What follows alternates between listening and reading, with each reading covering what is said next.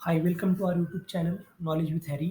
आज से अपन देखेंगे 10 question solutions of English language. Okay, ये जो 10 सवाल है ये एसएससी सीएचएसएल 2021 के पेपर में आए थे और टायर 1 में आपको इंग्लिश लैंग्वेज 25 मार्क्स के लिए पूछा जाएगा। तो उसमें से अपन पहले 10 क्वेश्चंस के आज सॉल्यूशन देखेंगे। फर्स्ट, तो पहला सवाल क्या पूछा गया है, select the most appropriate antonym of the given word traditional. तो ट्रेडिशनल जो है उसका एंटोनिम है। एंटोनिम का मतलब क्या है, उसके अपोजिट वर्ड ढूंढना है आपको। तो ऑप्शन 1 दिया है अर्ली, ऑप्शन 2 दिया है customary, option 3 modern and option 4 conventional. तो ट्रेडिशनल का एंटोनिम क्या हो जाएगा, ऑप्शन 3 दैट इज मॉडर्न। तो जैसा कि आप देख सकते हैं अपना ट्रेडिशनल फूड और मॉडर्न फूड। तो ट्रेडिशनल का अपोजिट मॉडर्न। पहले ट्रेडिशनल फूड क्या था, दाल चावल रोटी। अभी अपना मॉडर्न फूड क्या है, पिज्ज़ा बर्गर, ये सब मॉडर्न हो गया।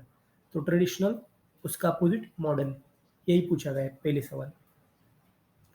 अभी अगला क्वेश्चन देखते हैं, question second. Select the option which means the same as the group of words given. तो यहाँ पे आपको क्या पूछा गया है, एक ग्रुप ऑफ वर्ड्स दिया गया होगा और उसमें से आपको क्या ढूंढना है, उस ग्रुप ऑफ वर्ड्स का एक मीनिंग। तो फिर देखो, option 1 is harpoon, option 2 is cutlass, option 3 is slingshot and option 4 is boomerang. तो यहाँ पे वेपन के बारे में पूछा गया है जो ऑस्ट्रेलियन एबोरिजिन्स यूज करते थे। तो option 4 that is boomerang is the correct answer. तो a hunting weapon which comes back to the thrower traditionally used by Australian Aboriginal people is called boomerang. तो बूमरैंग का क्या मतलब है, ये आपके स्क्रीन पे आप देख सकते हैं, ये है बूमरैंग। ये इंस्ट्रूमेंट अपन, ये वेपन थ्रो करने के बाद फिर से अपन के पास वापस आ जाता है, दैट इज बूमरैंग। ओके, अभी देखते हैं अपना तीसरा सवाल। The following sentence has been split into 4 segments, identify the sentence that contains a grammatical error. तो सेंटेंस क्या है, it would be more better if she sang with an orchestra. Option first is more better if, option 2 she sang, option third with an orchestra and option 4 it would be. तो यहाँ पर ये जो option 1 है ये गलत है। कौन सा, आप देख सकते हैं, it would be more better if. तो मोर बेटर, ये दोनों भी क्या हुए, कंपेरेटिव है, और two comparative should not be there in a single sentence. कभी भी दो कंपेरेटिव, जैसे कि मोर का मतलब भी ज्यादा होता है, बेटर का मतलब भी अपन पहले जो तो इससे बेटर मतलब ज्यादा अच्छा होगा। तो मोर और बेटर ये दोनों कंपेरेटिव एक सेंटेंस में नहीं आनी चाहिए। सो इसके लिए यहाँ पे आंसर क्या आएगा, it would be better if she sang with an orchestra. Okay, so there is an error in part 1। अभी अपना चौथा सवाल देखते हैं, fourth question. Select the option that expresses the given sentence in reported speech. तो reported speech में दिया गया है, ये जो सेंटेंस दिया है उसको अपन उसका रिपोर्टेड स्पीच ढूंढना है। Our teacher return from Mumbai last month, she said. तो इसका रिपोर्टेड स्पीच में आंसर क्या आएगा। तो ऑप्शन 1 क्या दिया है, she said that her teacher had return from Mumbai the earlier month. Option 2, her teacher return from Mumbai last month, she said.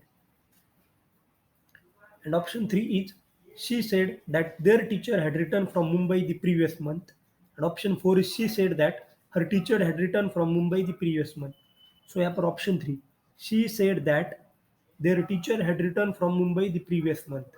और सवाल क्या था, ये देखो, our teacher returned from Mumbai last month, she said।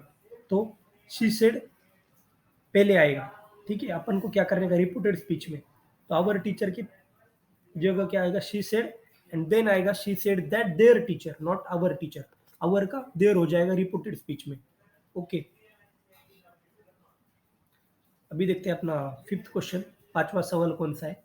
तो पांचवें सवाल में क्या है, आपको select the correct passive voice form of the given sentence. तो आपको एक्टिव वॉइस दिया है, उसका पैसिव फॉर्म ढूंढना है। In the evening we water the plants, in the evening we water the plants. तो आप यहाँ पे ट्रिक क्या याद रखोगे, देखो यहाँ पे करेक्ट आंसर है option 2, the plants are watered in the evening. In the passive voice, the subject is the person or thing acted on or affected by the verb's action. तो वर्ब की action से जो affect होगा वो thing और person होगा, किसमें, passive voice में।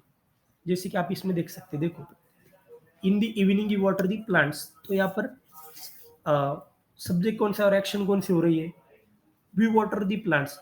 सो वी वाटर ये एक्शन है, दैट इज वर्ब्स एक्शन।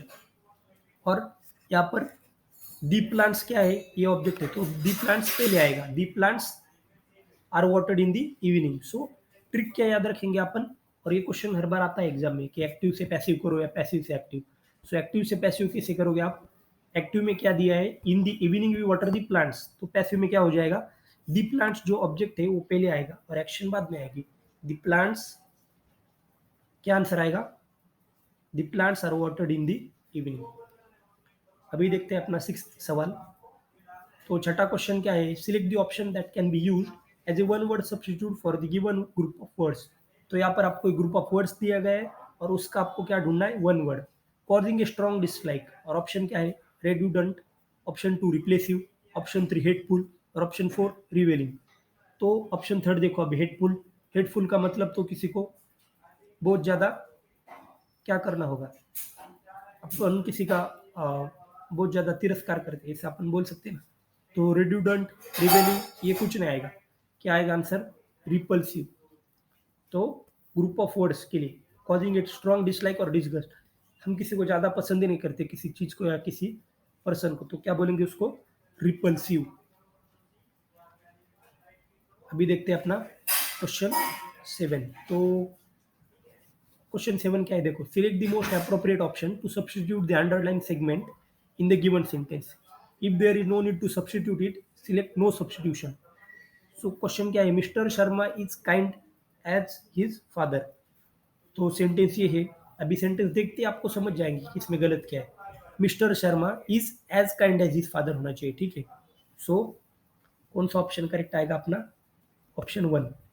तो एज काइंड एज, क्योंकि जहां पे भी अपन लोग सिमिलैरिटी दिखाएंगे, as kind as rich as strong as, ऐसा अपन कहते हैं ना, तो जहां पर एज काइंड एज, ये आंसर करेक्ट आएगा। अभी देखो question 8, select the most appropriate meaning of the given idiom. तो आइडोम का मतलब क्या है, आइडोम का मतलब कोई कहावत या मुहावरा। तो not one's cup of tea, तो not one's cup of tea का आपको सही मीनिंग ढूंढना है। तो इसका मीनिंग क्या होता है, not according to one's interest, not cup of one's tea, मतलब अपने को पसंद ही नहीं, समथिंग दैट वन डिसलाइक्स और something that has no interest in. आपको किसी चीज में इंटरेस्ट नहीं तो आप क्या कहेंगे कि this is not my cup of tea, okay, like that. अभी देखेंगे अपना question 9, given below are 4 jumbled sentence, out of the given options pick the one that gives their correct order. तो आपको 4 जम्बल्ड सेंटेंस दिए गए, ये देखो, और इसमें से आपको क्या ढूंढना है, इसका सही ऑर्डर क्या होगा। तो देखो पहले, the man who had caught me was a dreadful sight, ये ऑप्शन 1 है। ऑप्शन 2 क्या है, suddenly I was picked up world through the year and made to sit on a tombstone. Option 3 क्या है, he was about 40 years old, hard fares and fire. And fourth, I was only a child and small for my age. तो अभी आप खुद एक person हो, आपको किसी ने घुमा के उठा के फेंक दिया, आप वो बच्चा हो, तो देखो ऑर्डर कैसे आएगी, ऑप्शन 4 पहले आएगा, आई was only a child and small for my as.